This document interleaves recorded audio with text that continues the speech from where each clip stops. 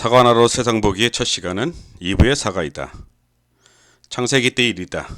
전능하신 하나님은 하늘과 땅을 만드신 후 진흙으로 사람을 만드셨다.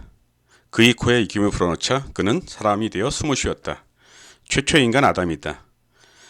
하나님은 에덴으로 아담을 데려다가 살게 하셨다. 혼자인 아담이 안쓰러웠던 하나님은 잠든 아담의 갈빗대를 하나 뽑아 여자를 만들어 주었다. 이브이다. 하나님께서는 에덴 동산에 보기 좋고 맛있는 열매를 맺는 나무들을 돋아나게 하셨다. 동산 한가운데는 생명의 나무와 선과 악을 알게 하는 나무를 돋아나게 하셨다. 하나님은 아담과 이브에게 경고하였다.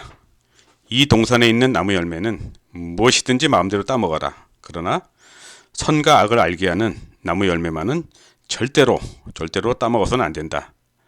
하나님은 신신당부하셨다. 하나님의 말을 건성으로 듣는 이브를 보라.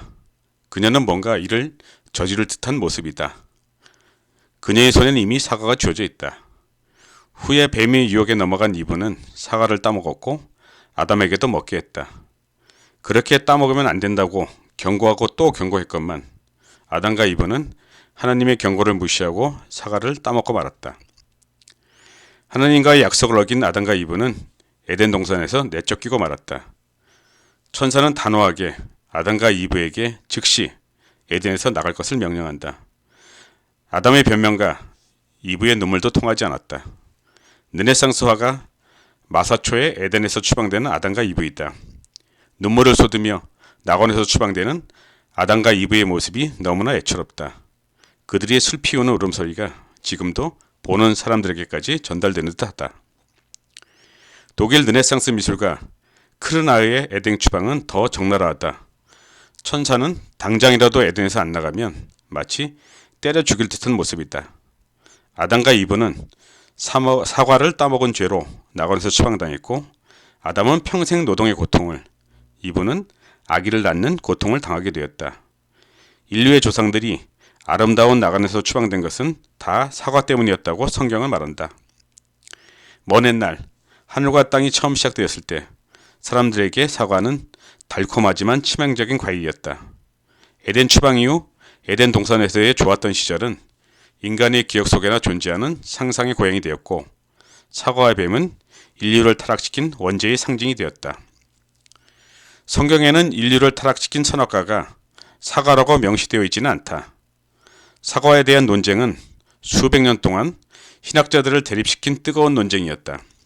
학자들은 두 그룹으로 나뉘어 한편은 금지된 과일이 사과나 뻗지, 포도와 같이 흔한 과일이라는 견해를 피력했고 반대되는 편에서는 금지된 과일이 미지 지방이 원산지인 특이한 과일이었을 것이라고 주장했다. 사과나무가 악의 상징이 된 것은 사과나무가 라틴어로 악의 동음이어인 말루스에서 유래한 때문이다. 아담과 이브의 사과에 얽힌 전통은 그리 오래된 것은 아니었다. 인간을 타락시킨 에덴의 과일이 사과라고 인정된 것은 16세기 이후의 일이었다. 기원전 1세기경 갈릴리 지방 나자렛에서는 성처녀 마리아가 성령으로 아이를 임신하는 사건이 일어났다. 수태고지라는 사건이었다. 수태고지란 수태, 즉 임신하였음을 고지, 알리다라는 뜻이다. 15세기 르네상스 미술가 프라 안젤레코의 수타고지이다.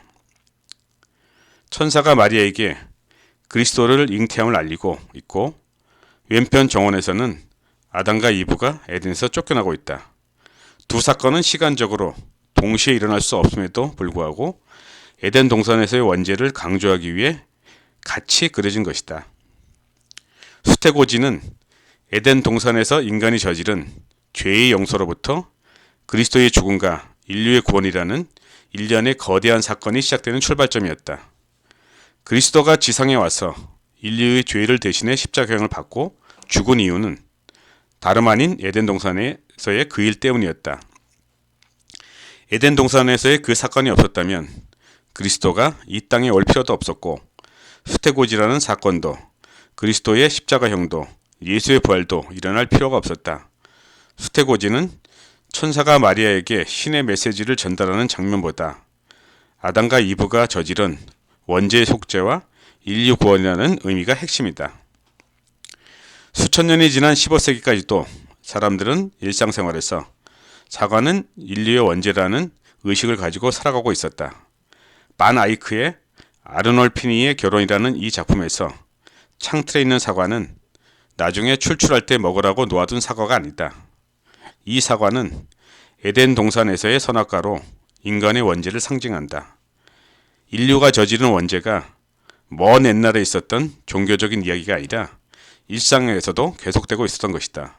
일상생활 중에도 항상 인류의 원죄를 기억하고 살아가라고 말이다. 16세기 플랑드르 화가 퀸텐 마시스의 환전상가 그의 안에 있다. 무표정한 환전상은 평상시대로 늘 하던 대로 돈을 세고 있다. 잠깐 눈을 올려 뒤쪽의 선반을 보라.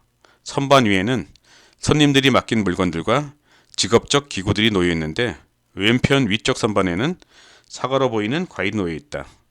이 사과는 손님이 맡긴 황금 사과는 아닐 것이다. 이 사과도 일상의 삶 속에서 인류가 저지른 원죄를 잊지 말라는 상징일 것이다.